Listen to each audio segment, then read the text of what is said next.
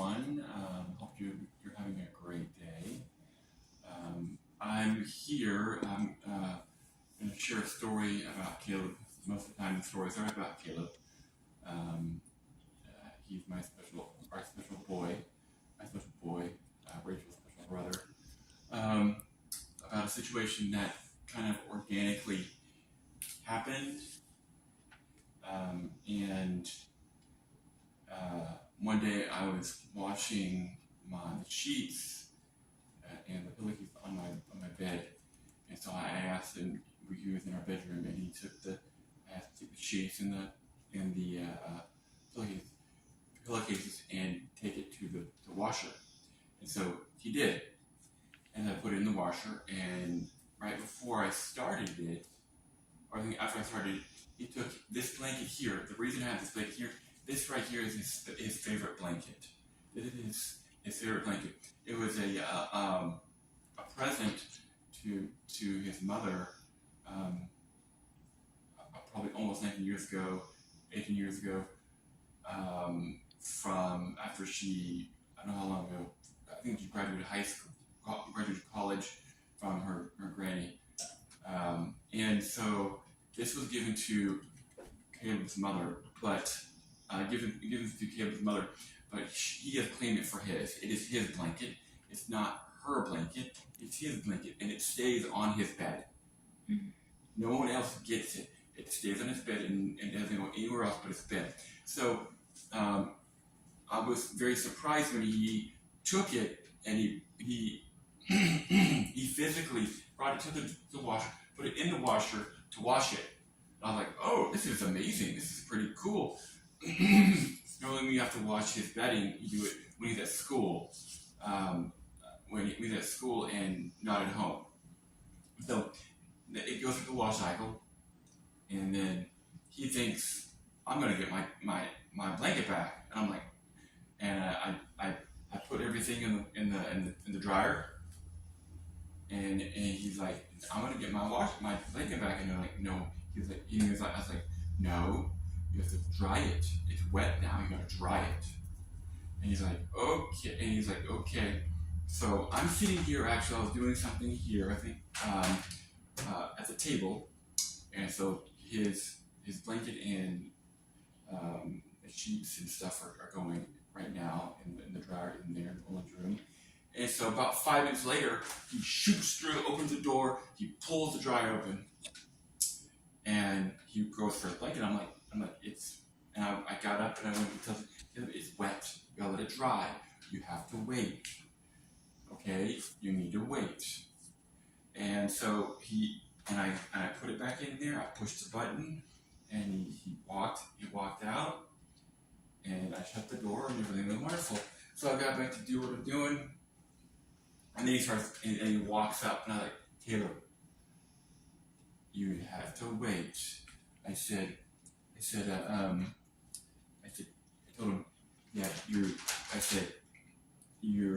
told him, he did this probably like 4 or 5 times. He came up, I was like, Kaleb, you're doing great. You have to wait. You're doing great.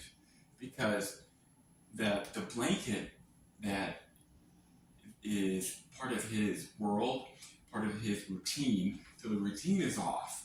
And so he wants to get the routine back. And so he comes back to find it where it is. And I'm like, no, you can't go in here. You gotta wait. So I would kind of gently stop him, use the appropriate to stop him, speak clearly, enunciate well, and use the same verbiage over and over and over. Because he was doing a great job going back, coming back, even though he wasn't time. Use the same words. You're doing great. You've got to wait. Or you've got to wait. You're doing great. But those words. And so eventually he stopped.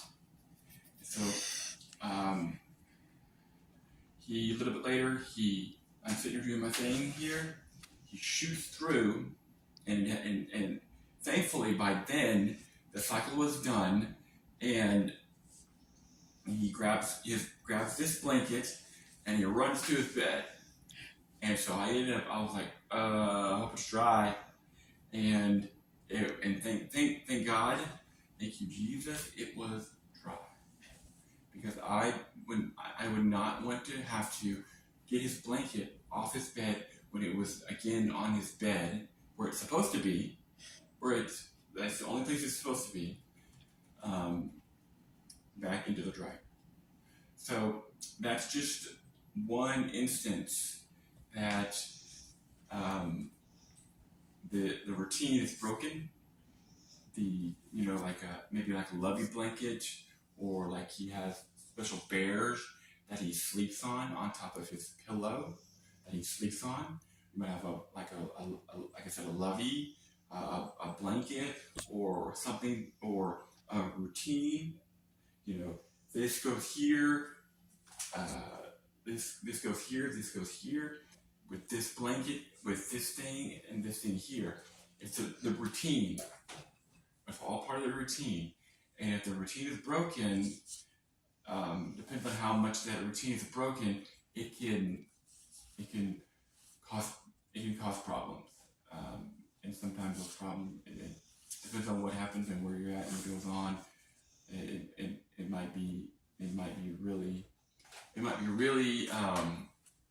could be really bad, possibly. And so you just have to, so you have to do your best to be calm, to enunciate, and to help him understand what needs to happen at the moment. Help the child understand what needs to happen at the moment, so the child can get through the moment that the routine was taken off. So there's a couple words I'm going to talk about, and I've talked about this before. There's two words. First word is compassion. I use compassion when I'm dealing with Caleb, because I realize where his world is different than mine. I can understand that this blanket can be off his bed, that his pajamas, even though they should be in a drawer, they are hung up. They're hung up in the closet, and so the different routines that he has. And so what I do is I use compassion, and the word is sympathetic concessions, sympathetic consciousness, being sympathetic consciously of others' distress together with a desire to alleviate it. So I want to alleviate his stress. I want to alleviate it. And so sometimes things happen and he has to experience things. And so you use compassion and you use wisdom, the ability to discern and inner qualities in relationships. So, and it says a wise attitude, belief, or course of action. So you use wisdom. So you use a wise course of action and knowing. So you have to realize what happened last time may not work this time. Now it might work, but it might not. But you have to use compassion. You have to use wisdom. And sometimes you have to think on your feet. You have to do it quickly, and you have to figure it in the moment. And so, as I said, Jesus is the big reason that I have been able to endure this. Me and Meredith have been able to endure this 19 years, 12 years of his life. And so we lean on Christ, we lean on Jesus. And so that is our rock. And so, and that gives the ability to be able to keep on being compassionate, even when it throws me for a loop, and I have to just figure it out on the moment, like I did with the blanket. And so, don't give up, don't quit, keep doing you're doing, but don't lose hope, don't lose heart. You just keep pressing forward. Hope is the key. Hope is the weapon. So have a great day, and I'll see you next time.